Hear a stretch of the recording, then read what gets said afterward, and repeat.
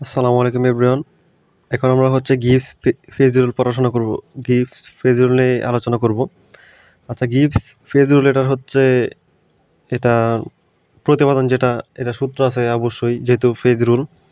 So এটা প্রতিপাদন হচ্ছে তোমরা ফিজিক্যাল কেমিস্ট্রিতে পড়বা।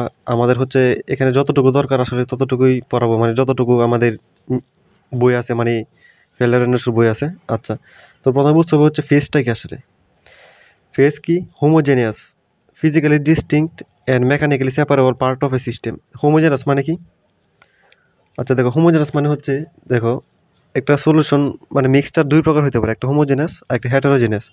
হোমোজেনাস হচ্ছে এরকম, ধরো suppose একটা গ্লাস আছে, এখানে গ্লাসের মধ্যে পানি আছে, ঠিক আছে, পানির মধ্যে তুমি হচ্ছে লবণ দিলা, ঠিক আছে, লবণ দিলা। তো হচ্ছে এই লবণ দিয়ে যদি এটাকে মিক্সড করো, তাহলে দেখবা যে পানি আর লবণ কিন্তু একসাথে মিক্সড হয়ে যাবে। তুমি বাইরে থেকে দেখে কোনোভাবে বুঝবা না যে ওই পানির মধ্যে কি লবণ মেশানো হয়েছে, ঠিক আছে। পানি আর লবণকে তুমি কি বাইরে থেকে আলাদা, মানে বাইরের চোখে দেখলে, বাইরে থেকে দেখলে তুমি কিন্তু এটাকে আলাদা করতে পারবে না, দেখতে পারবে না যে পানি আর লবণ আলাদা আলাদা ভাবে আছে। সো হচ্ছে এটাই হচ্ছে হোমোজেনাস। তো তাহলে হেটারোজেনাস কি? তো সাপোজ আরেকটা ক্লাস আছে, আর ক্লাসের মধ্যে তুমি হচ্ছে বালি দিয়ে দিলে, ঠিক আছে, বালি দিলে, ঠিক আছে, বালি।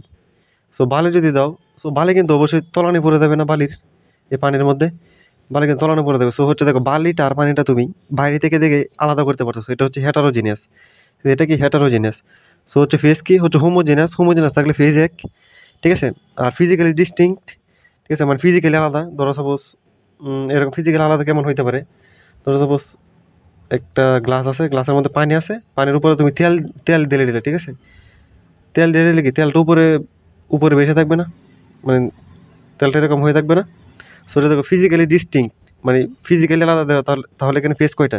অয়েলের জন্য একটা ফেজ, ওয়াটারের জন্য একটা ফেজ, তাহলে এখানে ফেজ দুইটা।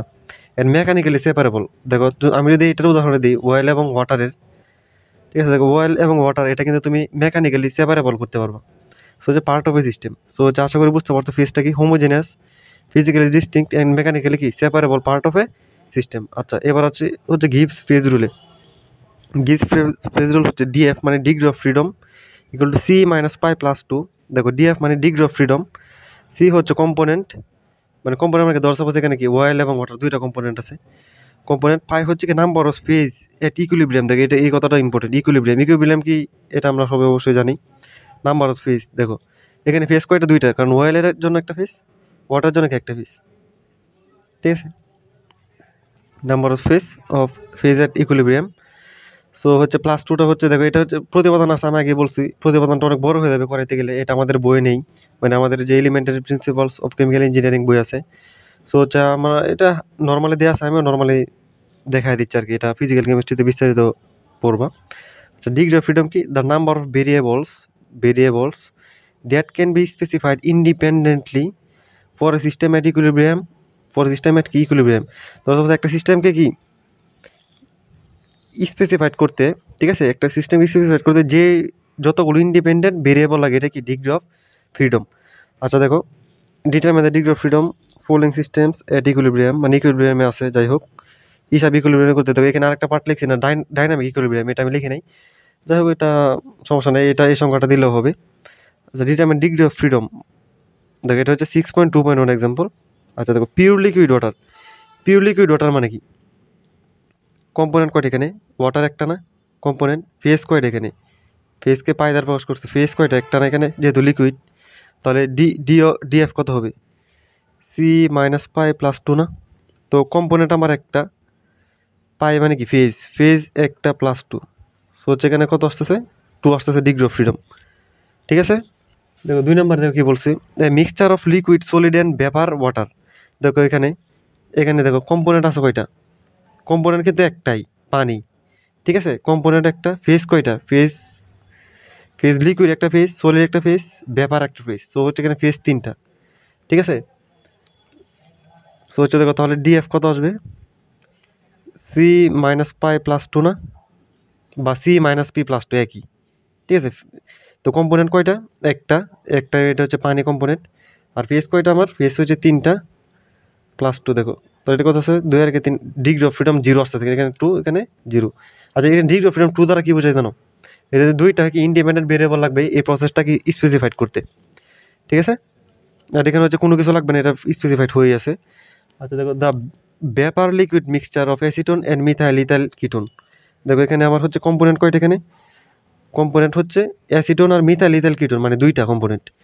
সো এটা দুইটা কম্পোনেন্ট। আমাদের ফেজ কয়টা আমার এখানে, ভেপার লিকুইড, ঠিক আছে, ভেপার একটা কি লিকুইড। সো হচ্ছে ভেপার লিকুইডের ফেজ অবশ্যই দুইটা। তাহলে আমার ডিএফ কত হবে, C minus P plus two না।